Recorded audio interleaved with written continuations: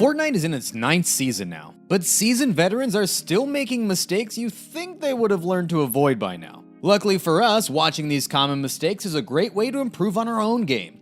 In this list, we're going to go over the most common and influential mistakes we still see people make. So let's jump right into it.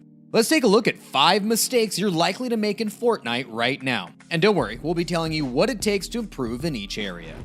Right at the start of each game is where we see our first mistake happen, messing up the initial drop. Having the fastest landing among all the people in an area has some great advantages. For instance, you get to loot sooner. Extra loot time means more items and more material. While it may not seem like much, an extra 5 to 10 seconds of looting can make a world of difference when it's the start of a game. But beyond a bit of extra loot time, the main reason you want a good drop is to secure the drop location. Generally, when players see you have the better landing at a house or building, they'll just let you take it. If they still try to contest, you've got the better landing and can probably find a weapon first. We feel the only exception to this is when landing on a roof for a chest. Gliders are pretty silent at the start of the game, and players who know this use it to their advantage. It's not uncommon for them to land on someone going for a chest to get that pickaxe elimination. To prevent this from happening to you, we recommend entering through a door and going for the floor loot first. Securing a drop location is especially important in highly populated zones like Mega Mall, Neo Tilted, or Pleasant Park. A good drop can be the difference between having to contest somebody and being able to safely open chests and gather loot. So how do you achieve these good drops? Well, it's all in the landing mechanics. In Fortnite, your initial jump from the bus allows you to skydive at incredible speeds. However, once the game senses you've gotten close to an object or terrain, it will automatically pull your glider. Knowing how to utilize this mechanic is what allows for great landings. To take advantage of this, keep these 2 things in mind. First, aim for low elevation. The lower the spot you drop toward is, the later your glider pulls out. This simply means you'll touch the ground sooner, which is what we want when committing to a drop. And second, drop a short distance away from the specific area you want to land. Newer players make this mistake a lot. They'll drop directly above the POI they want to land at and just end up hovering, waiting to land. Instead, you want to aim at the location and deploy your glider at the perfect distance. When done correctly, it leads to faster and more precise landings. Season 9 has introduced a couple of new ways to drop quickly as well. The slipstreams and floating platforms added to the map put you in skydive mode as soon as you enter them. You can potentially shave off a couple of seconds from your landing if utilized properly. Like in previous seasons, ziplines can also allow you to reach the ground faster. Just glide near it, enter the zipline, and then jump off. If you feel like your drop is a little short or needs adjusting, you can use volcano vents to enter skydive mode again. While these mechanics can help you achieve better drops, we recommend not focusing on them too much and instead work on the base mechanics that remain the same from season to season. Trust me, I also wanted to jump right into the more advanced stuff when I first started out, but taking my time with the basics really helped me get battle royales in arena mode. The dropping mechanics in Fortnite are quite intricate and difficult to master. It may take several hundred attempts before players can get a real good feel for fast drops. Messing them up is all part of the learning process, so don't be worried if you botch your landing a few times. Like most FPS, Fortnite players are better off making peaks on the right side. The reasons vary from game to game, but in Fortnite, here are the most important reasons why you don't want to peek on the left-hand side. Your character holds the gun on their right, and in Fortnite, bullets actually come out of the weapon. So if you peek around the left corner of a wall, you have to expose so much more of your body just so you can shoot.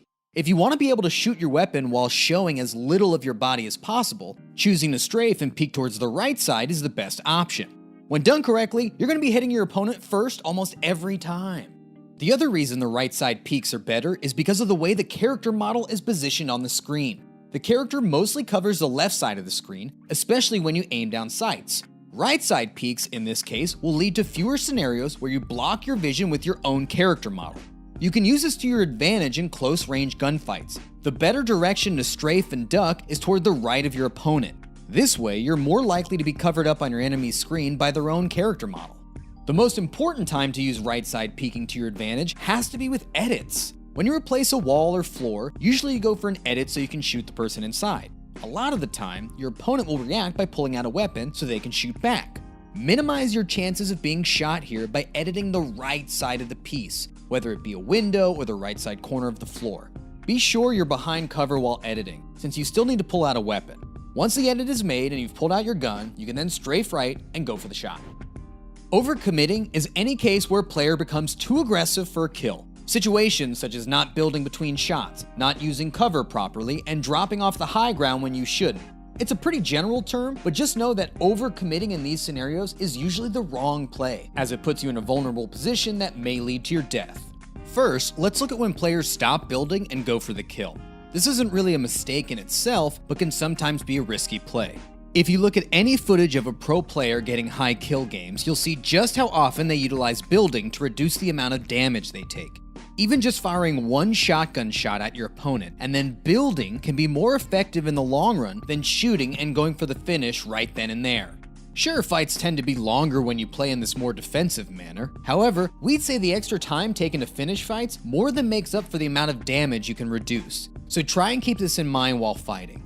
When you get the drop on your opponent, try and get as many shots in as you can. Then, when you see them look in your direction, whip out the builds and find a new angle, either with a ramp peek or a right side wall peek.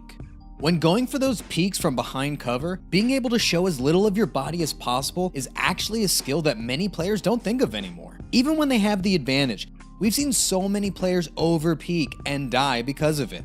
If you're shooting around a wall, for instance, peek only the amount you need to be capable of hitting your opponent. Then get back behind the wall, rinse, and repeat.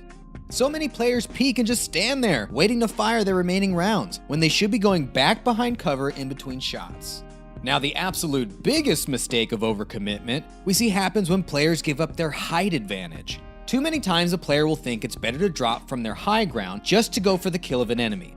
I'm sure we've all seen this done at some point, only to have it not work out. We drop down, can't finish the kill, and all we've done is give up the high ground.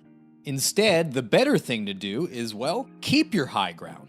With it, you can line up shots using the third-person perspective while not showing yourself. The combat shotgun is great for this. Line up the shot, peek a bit to fire, then duck back behind cover. If you do this well enough, most opponents won't even be able to retaliate. Even when it comes to just spotting a player in the distance and wanting to shoot them, we see plenty of players overcommit. Like, yeah, sure, you spotted a player, but what about the rest of the lobby? Sometimes it can be very risky to immediately start shooting at a player when you haven't taken your surroundings into consideration yet. Next time you play and you want to shoot, try putting up some cover around you first before you open fire. Even just a bit of cover can reduce the chance of you getting hit by a third party. We're 9 seasons in now, and still, more often than not, we see players not reinforcing their builds. More specifically, we're talking about weak ramp rushes and not putting pyramids over floors. Honestly, if you're not reinforcing your builds, especially your ramp rushes, you're putting yourself at a big disadvantage. There's a lot of unexpected ways this can help. Let's say you're doing a ramp rush. One ramp will get shot out by an assault rifle pretty quickly. The shooter will be left with plenty of ammo as well. But what if you put down more pieces to reinforce the ramp? Putting a wall and floor there means there's another piece your opponent has to destroy in order to cause the ramp to collapse. The second piece has more time to build health as well, meaning it's going to take time and more bullets to shoot out. Now the shooter has even fewer rounds remaining. You can even go beyond this with the more powerful ramping techniques. This includes the double floor wall ramp or the triple layer ramp rush. Opponents will struggle to shoot these ramps down. If they try to take it down, capitalize on this by shooting at them. There's a good chance you will get the kill before your ramp even gets shot down. A lot of the time, enemies won't attempt to take it down because they're intimidated by the sheer amount of build. And even if they do manage to shoot you down, their weapon is probably close to being out of ammo at that point. This situation allows you to take over as the shooter. The other reinforcement technique we need to bring up is pyramids over floors. We can't stress enough how important this is. Whether you're carpeting in the sky or turtling in a 1x1, putting a pyramid over your floor piece is far too efficient and useful to not be done. For turtling, make sure you put the pyramid over your floor before an opponent does. If you do, they'll have another layer of protection they need to bust through. Then they might choose to go for one of your walls instead, giving you the opportunity to edit out the top and get high ground control. We won't be going over the specifics of how to perform these ramp rushes. We'll save that for another video. Just keep in mind that they take practice to perform well. If you'd like to learn how to do them perfectly, we recommend checking out our building courses over at ProGuides.com. Combine that with a solid creative session, and we believe any player can learn to perform these game-changing techniques. I mean, it's really made a difference for me personally. Here are a few more extra things to keep in mind when it comes to reinforcing builds. Know that splodes can destroy these ramps easily. Your opponent only needs one rocket or grenade to take them down. Also, you obviously end up using more material when reinforcing builds, so you always need to keep the amount of material you have in the back of your mind while playing. Sometimes you just don't have that much material. That's just how some matches can be. Often in these low mat situations, you need to build as little as possible to make sure you'll be able to build later on. Finding and getting used to the right balance is key here. Prior to Season 5, there used to be plenty of good reasons to build with wood. It was obviously the easiest material to farm, and still is. But also, its starting HP was higher, and it would reach max HP the quickest. Eventually this was changed. Wood's health no longer beats brick or steel. I mean, makes sense. So what's the best material type to use now? Well, let's list them by strength. Metal, brick, and then wood. But really, choosing the right type can depend a lot on the situation. In a build fight, your opponents will be shooting at your build in an attempt to knock you down and land some shots. To get the most protection possible, use steel or brick during build battles. It's also a good idea to pay attention to what material your opponent is using and try not to use the same kind as them. If they aren't using the same type as you, you'll more easily be able to replenish your mats after you eliminate them. For traversing the map as well as late game rotations, wood can be a good choice since you're mostly using it to move around and not as cover. You generally want to save brick for situations where you need them as cover. Of course, you want to do the same thing with metal. When fully built, metal is the only material that isn't easily see-through. This means opponents will have a much tougher time figuring out where you're positioned inside a metal base as opposed to wood or brick. Not only that, but the max health on metal walls is over 3 times that of wood, making people in the lobby much less inclined to spam your walls. When setting up a base or 1x1, you should always try and use metal when you can. And there you have it, 5 common mistakes even pros make in Fortnite and how to fix them. We know you'll be able to apply most of it to your own gameplay. To learn even more, be sure to check out our Fortnite courses over at ProGuides.com. With over 20 courses available, you'll be able to find much more in-depth information when it comes to the topics we've discussed today. If we've been helpful, please feel free to toss us a subscription and like the video. If you have any thoughts on common mistakes you think Fortnite players make, let us know in the comments. As always, thanks for watching.